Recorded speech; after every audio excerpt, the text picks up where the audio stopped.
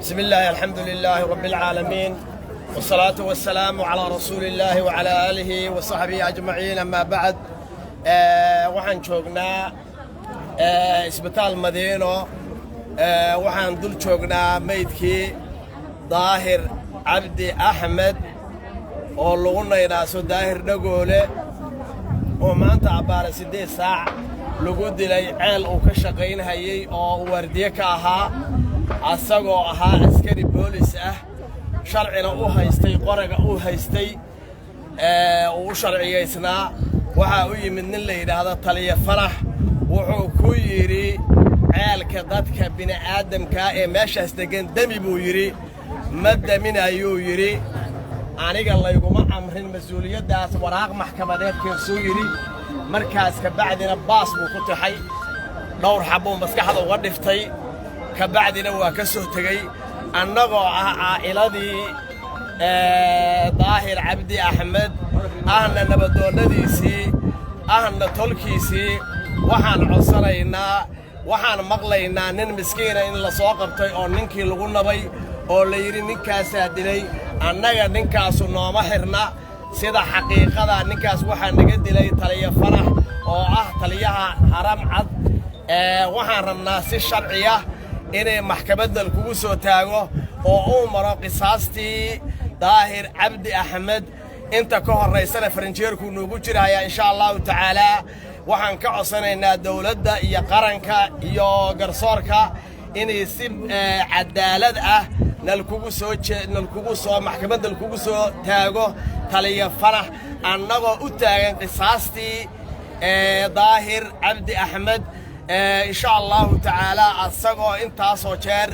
dadka shacabka dhibaatooyin badan u geystay haddeertaana uu ku fuliyay shalay galabna waxa arintaas amray taliyaha booliska Mr. Sulub ayaa amarkaas baxshay amarkiiba uu fuliyay insha Allah taala hadii sharci uu yaani ku dilay ninkaas hadii uu gardarro ku dilay maxkamaddu ka sheegi doonaa insha Allah taala annagu qisaastii baan u taaganahay qof miskiinana annaga oo binal kugu soo qori karo waana sugaynaa insha Allah taala inta taliye Farax maxkamadda la soo istaajinayo wassalaamu alaykum wa rahmatullahi wa barakatuh. السلام عليكم ورحمة الله وبركاته. سيدا حقوق الشيخين شالي تليها بوليس الصومالي وحو يمي استال مدينة وحو عدي الساعيانتها سعودتي دادك حالا براكعيو براكعينتي قيب كميدي وينينك اللي دلي عيالك حالا الدميو دادك عدي كورنتان لغا جارو بيها لغا جارو حالا قحيو حالا إسرائيليو وحو قبل انتي عمرك تليها بوليس oo shalay uu dhiibay taliyaha booliska qaybtan baad wuxuu yiri adigu bilow ka guur meesha ayuu taliyaha boolisku ku yiri inta kalena hal raaciyo meeshan waa la daandaansanayay marmarsiyihii loo socday baa ninkan dilkiisu ka mid yahay dadka deegaanka in la barakiciyo marka waxaan ka codsanaynaa sharciga in la mariyo qisadii meeshan ka dhacday waa barakicinta deegaanka nin la dilay waa ka weyn tahay dad baa loo dan leeyahay dooniga laga jiraaliye ceelka laga damiyaaliye korontada laga jaro markii dadkii dhaqaaqi waayeen oo isqaadi waayeen oo maata iyo xuuriyaan isku jiraan taliyaha boolisku shalay lugiisu ku yimid amar buu dhiibay dadkan hal la barakiciyo adigu faa'id Soomaali buu taliyaha booliska qaybtan adigu bilow faa'id wuxuu yiri xagee degnaa anagu ma korbaan degnaa aday ku taala ujeedku marka waxa weeye dadka in la barakiciyo qisadu waxay ku socotaa dadka in la barakiciyo oo deegaanka laga raro oo wixii la leyn kara la laayo marka xilliga hadda lagu jiro dawladda Soomaaliya uma baahna in la farafareeyo dagaal bay ku jirtaa dagaal badan bay ku jirtaa waxa loo baahan yahay dawladda iyo dadka in la isku dirin waxaan aaminsanahay dadka qisooyinka sameynaya waa dad raba dawladda in shacabka ka hor keenaan dadkuna saan ku guuri mahayaan kuna barakici mahayaan xabadii baa gadaal u bilaabanaysa qof walba wuxuu sameyn karo sameynaya dawladnimada meesha ka baxaysa marka waxaan leenahay arintaas dadka direena hal la qasqaaso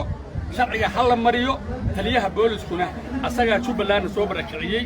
oo dadkii dhulkii ka soo barakacay kuwaana raba inuu barakiciyo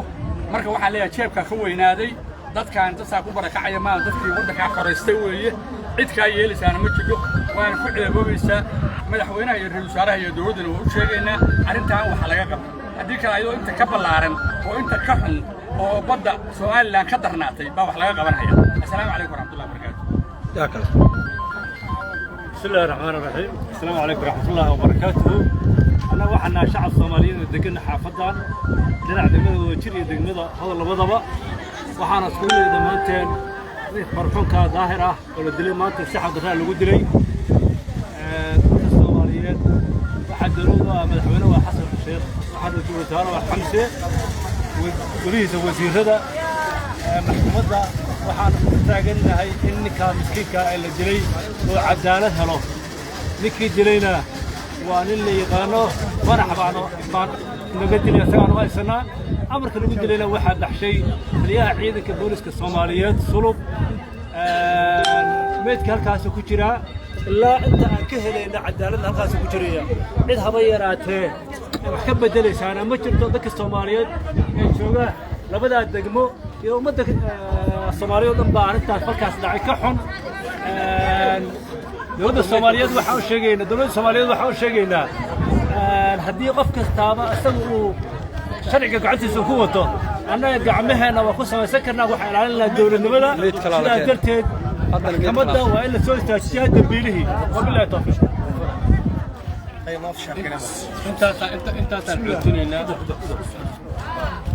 انت الحجينا بسم الله والصلاه والسلام على رسول الله. بسم الله الحمد لله والسلام على رسول الله. waxaan cadaynaynaa hadda meydkan dul taaganahay waxaana lagu dilay intaas weeye oo alla laab lahayn cid kasta oo qosayso oo mas'uul oo ninka ka sareeya ama taliye police noqdo ama taliye haram cad ha noqdo waxaan ka codsanaynaa ninkaas miskiinka xaqiisa inuu helo waxa lagu dilayna wax kale ma aha waxa weeye ka jirbiyaha xaafadda si dadka aanu barakacino aanu dhibaatayno dadkii waa kici waayeen hore idaacadaha uga hadleen waa banaan bixeen amar waxa lagu siiyay dami ida baalkan la yiraahdo motorka dami waraan motor ma damin karo waardiyan ka ah dil wariya iga soo qaad qoriga sidaas ninkaas lagu dilay cadaalad inuu helo rabnaa dadka meeshaas degan inay cadaalad helaan baan rabnaa dulmigaas dawladdu inay il dheer u fiirsan rabnaa hadii ilaahay salaamu calaykum waraxmatullaahi wabarakaatuh. بسم الله والصلاة والسلام على أشرف المرسلين. يا شهر هوري أنا قلت لك ما فدنا فنح تلي فنح أنتي لسعتي لا يدري النكاس أمر كان نكي بحشي وأنكي وتبحرده وقالي مهردي سيجار عسيجا يقولها ندري ودري ما هاي نودت إحنا ما هاي لين أسبوع وتالي ما هاي لين عارف وحافظ اللي جاي قال nin caana oo laga yaqaan xaafadda oo dadka isha nolosha qaybo kamid ah oo hayay oo ahaa adeega bulshada qayb kamid ah waxaan yeelayno dadkii amniga oo loo hoostagayay oo la rabay in ayagu u gargaaraan dadka danta yar oo doorta hadii maanta ay hawsha halkaas marayso xaafadda waa la gilgilay marka waxaan si degdeg ah iyo cod dheer uga codsanayna dadka ay qusaysay tilaabo sharci ka qaadaan ninkaas halkaas oo leeyahay ilaa wixii dilay oo ku lugta lahaa la soo xiro maxkamadda la soo taago. Assalaamu calaykum waraxmatullaahi wabarakaatuh. ميت